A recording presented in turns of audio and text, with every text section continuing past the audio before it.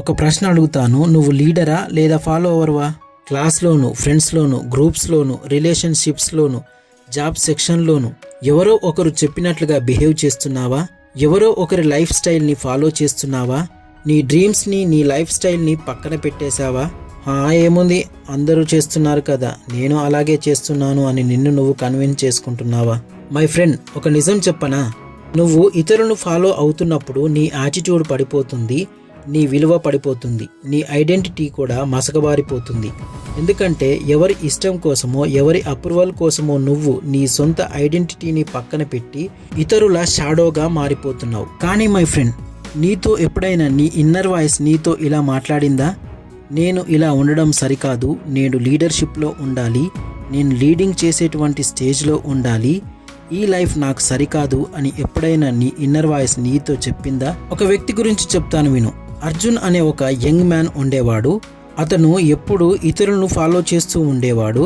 Friends ఏది చెప్తే అదే, తన ఫియాన్సీ ఏది చెప్తే, తన ఫ్యామిలీ ఏది ఎక్స్పెక్ట్ చేస్తే అదే చేసేవాడు, దాన్నే ఫాలో అయ్యేవాడు. తనకంటూ ఒక ఇష్టం, తనకంటూ ఒక యాటిట్యూడ్ అంటూ ఏమీ లేకుండా ఉండేవాడు. తన లైఫ్ మీద తనకే కంట్రోల్ లేకుండా ఉండేవాడు. ఒక రాత్రి వేళ కూర్చొని తనలో తాను ఏడ్చాడు, తనను తాను అడుక్కున్నాడు, తనను తాను ప్రశ్నించుకున్నాడు. అసలు నా లైఫ్ ఎవరిది? నేను ఎవరిని? అసలు నేను ఎవరి కాపీగా బ్రతుకుతున్నాను? నాకంటూ నా సొంత డ్రీమ్స్ ఎక్కడా? నా సొంత వాల్యూ ఎక్కడా? నా సొంత ఐడెంటిటీ ఏది అని తనను తాను అద్దంలో చూసుకుంటూ అడుక్కున్నాడు. కానీ సమాధానం దొరకలేకపోయింది. అప్పటి నుండి ఒక నిర్ణయాన్ని తీసుకున్నాడు. ఇక నుండి నేను ఫాలో అవర్ని కాదు, ఇక నుండి సెల్ఫ్ యాటిట్యూడ్ని బిల్డ్ చేసుకుంటాను అని, నా లైఫ్ని నేను లీడ్ చేస్తాను అని నిర్ణయం తీసుకోవడమే కాదు, ఆ నిర్ణయం పైన నిలబడ్డాడు. ఆ నిర్ణయం తర్వాత ఫ్రెండ్స్ అతన్ని చూసి నవ్వారు, ఫ్యామిలీ అతన్ని అర్థం చేసుకోలేదు. కానీ అతను అంతటితో ఆగిపోలేదు. ఎవరు ఎలా ఉన్నా, ఎవరు ఏమన్నా అతని డెస్టినీని, తన ఐడెంటిటీని, తన ప్యాత్ని క్రియేట్ చేసుకున్నాడు.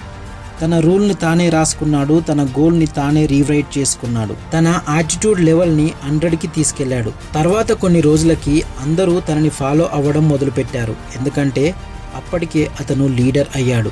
నిజం చెప్పాలి అంటే మనలో చాలా మంది ఇదే పెయిన్ని ఫీల్ అవుతారు. ఎప్పుడు ఎవరో ఒకరిని వెనకాల నడవడం, ఎప్పుడు సెకండ్ పర్సన్ షాడో లాగా మిగిలిపోవడం, ఎవరి సక్సెస్నో చూసి జెలసీ, ఎవరి ఫెయిల్యూర్నో చూసి రిలీఫ్ అవ్వడం, ఈ లక్షణాలన్నీ లో లెవెల్ మైండ్ సెట్లో ఉండేటువంటి వారి లక్షణాలు. కానీ మై ఫ్రెండ్, ఇవన్నీ ఇక్కడితోనే నీ లైఫ్లో స్టాప్ అవ్వాలి. ఇప్పటి నుండి, ఈ రోజు నుండి నువ్వు లీడ్ చేయాలి. నీ యాటిట్యూడ్ని రీరైట్ చేసుకోవాలి.